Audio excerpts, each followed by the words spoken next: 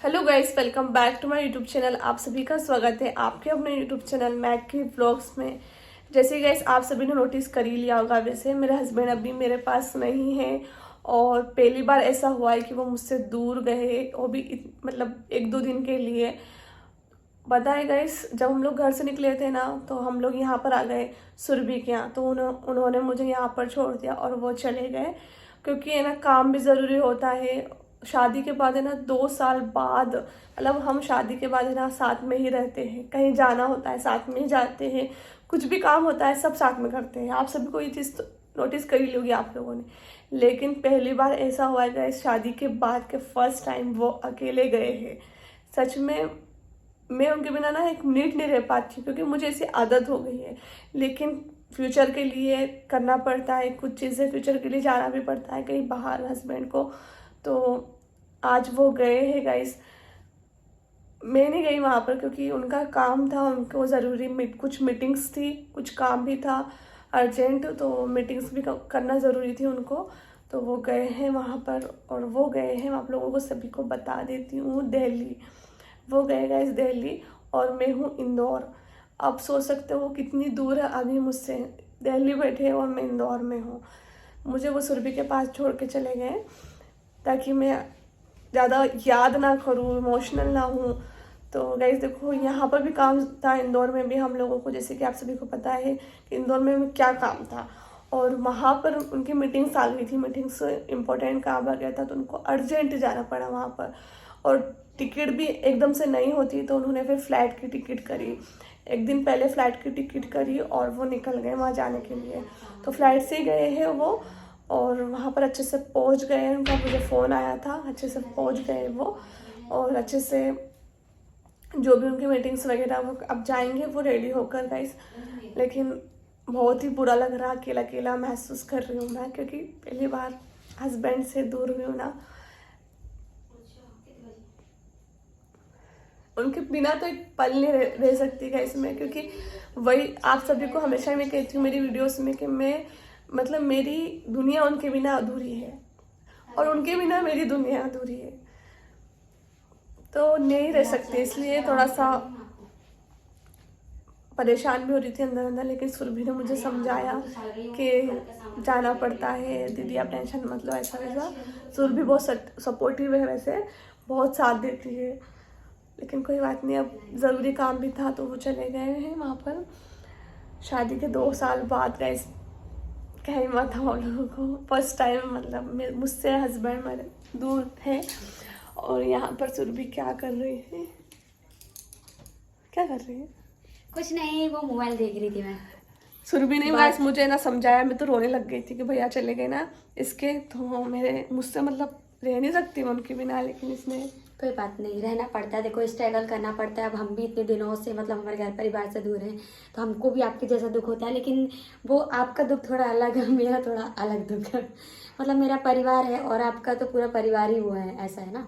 हाँ, और फिर दूसरी बात है, आप तो दूर भी नहीं रहे। और मैं शुरू से ऐसा है कि मैं पढ़ाई के लिए हमेशा से मैं अपने परिवार से दूर ही रहती हूँ, इसलिए कोई बात नहीं, थोड़ी दिन की बात है। और फिर देखो स्ट्रगल करना तो बहुत ज़रूरी हो, और इतना कर लिया तो इतना तो अपन कर ही सकते हैं।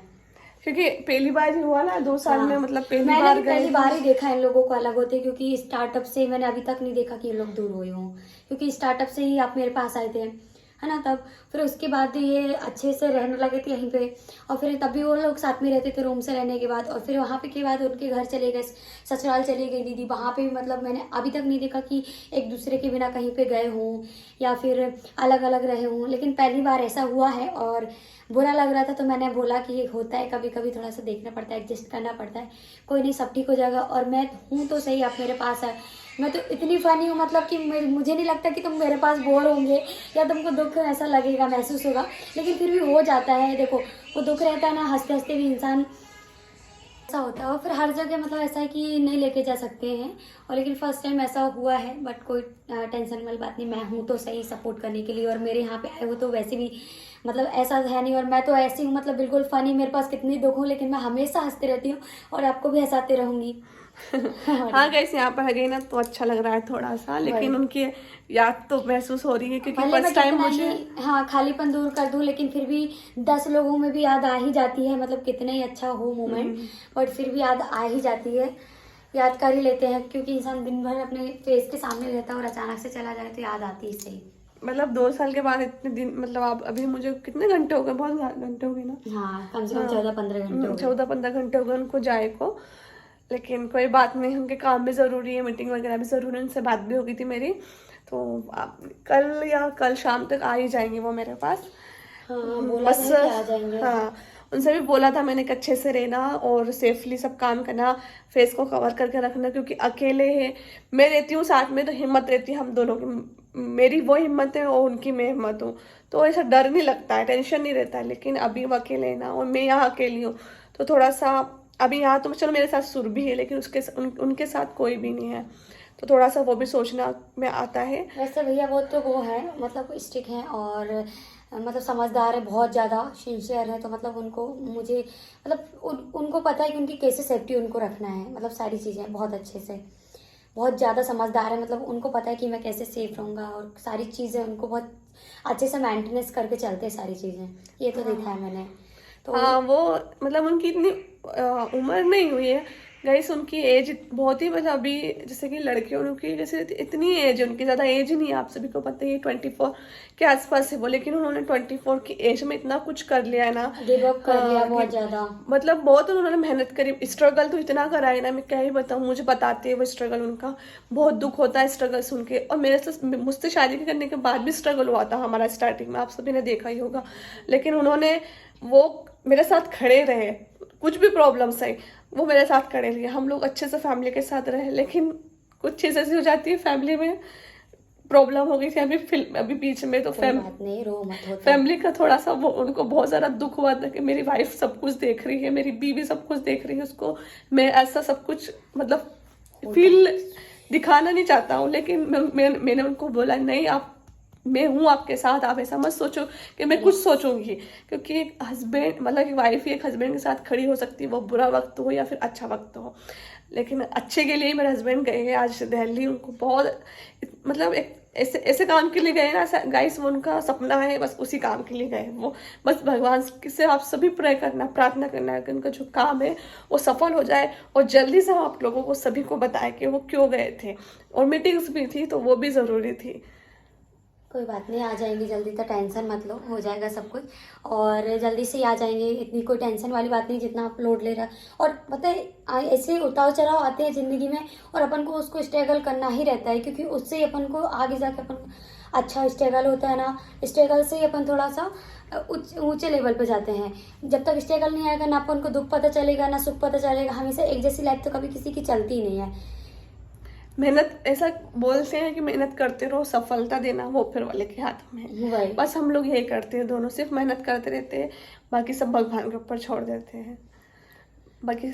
और पता है मेन रीज़न तो ये है, वहाँ अगर मैं चली भी जाती ना उनके साथ कोई प्रॉब्लम नहीं, लेकिन वहाँ पर भी यही प्रॉब्लम होती कि वो मीटिंग्स के लिए जाते हैं या फिर जो काम है इम्पोर्टेंट उसके लिए जाते हैं। उनको एक अलग हाँ, टेंशन रहती कि यार मैं वहाँ पे रूम पता पे, नहीं क्या कर रही है, क्या कर रही है, कुछ हुआ, मतलब ऐसा बहुत ज़्यादा रहता है ना कि। और दिल्ली में फिर ऐसा भी नहीं कि किसी पहचान के यहाँ जा रहे हैं या कहीं, तो बहुत ज़्यादा दिक्कत रहती है। तो यहाँ पे क्या है, भैया को पता है कि मैं हूँ और मेरे यहाँ पे मतलब और दीदी भी पहले भी कोई रहे है। हैं और यहाँ पे मतलब बिल्कुल सेफ है, इसलिए वो यहाँ पे उनको छोड़ के गए हैं। तो मैंने भी भैया को बोला टेंशन वाली बात नहीं है, तो दोनों को एक दूसरे की टेंशन नहीं थी। अब दीदी भी सोचती कि वो वहाँ गए हैं, पता नहीं अच्छे कैसे पहुँचे, अभी तक आए क्यों नहीं, अभी तक आए क्यों नहीं, तो ऐसा रहता है ना। तो बट यहाँ पे तो भैया का भी मन लगा रहेगा वहाँ पे, बट जल्दी आने का ही बोला है उन्होंने, तो आ जाएंगे जल्दी से। हाँ जैसा भी होगा आप लोगों के साथ शेयर करेंगे गाइस, वो कब आते हैं बताएंगे फिर आप लोगों को। हाँ अभी तो कंफर्म बताया नहीं, क्योंकि अभी अगर भगवान की दुआ से मतलब जल्दी से काम हो जाएगा भैया का तो फिर वो जल्दी आ जाएंगे। हाँ काम के ऊपर वैसे डिपेंड करता है। वो क्या बोलते हैं, अब जब हम लोग इंदौर से यहाँ आ गए थे तो यहीं थे शाम को, हमारे साथ ही सुरभि, हम सब थे मस्त बैठे थे, खाना वाना बनाया था, खाना खाया था।